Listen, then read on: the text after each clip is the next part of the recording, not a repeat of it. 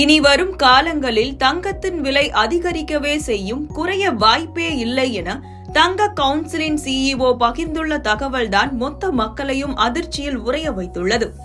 அவர் அடுத்தடுத்து பேசியது என்ன பார்க்கலாம் இந்த காணொளியில். தங்கத்தின் விலை அண்மை காலமாகவே அதிகரித்தே வருகிறது.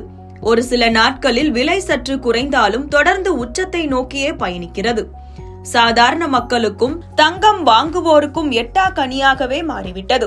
இனி வரும் காலங்களில் தங்கத்தின் விலை எப்படி இருக்கும் என்பது குறித்து உலக தங்கம் கவுன்சிலின் CEO டேவிட் டைட் பகிர்ந்துள்ள தகவல் தான் பலரையும் அதிர வைத்துள்ளது. சென்னையை பொறுத்தவரை கடந்த 10 நாட்களாகவே தங்கம் விலை ஏற்றம் இறக்கமாக காணப்படுகிறது. விலை எப்போது குறையும், வாங்கலாம் என்ற மக்களின் எதிர்பார்ப்பு கானல் நீராகவே உள்ளது.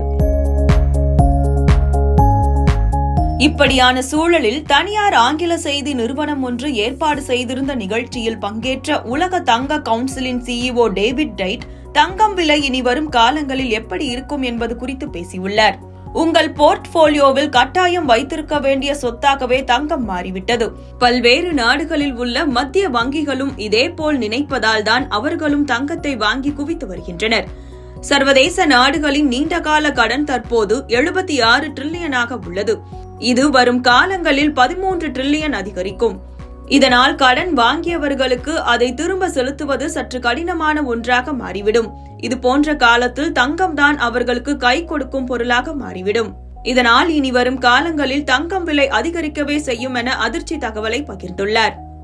தொடர்ந்து பேசிய அவர், இந்தியா, சீனா, ஜப்பான் உள்ளிட்ட நாடுகளில் ஒரு மகத்தான வாய்ப்பு இருக்கிறது. இங்குதான் தங்க ETFகளுக்கு சிறப்பான வாய்ப்பும் காத்திருக்கிறது.